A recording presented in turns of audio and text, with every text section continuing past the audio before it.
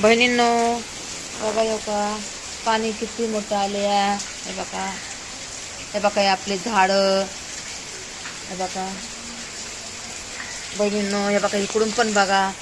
हे बघा मी पडन म्हणून भीती वाटायली आहे. हे बघा किती मोठं पाणी, अजून पण पाऊस यायला लागलाय. आणि ते वरचं नाही का डॅम पण सोडणार आहेत ना. नदी आहे ना इथं, जरा थोडीशी अंतरावर नदी आहे. हे इकडं कौलाचं घर आहे ना.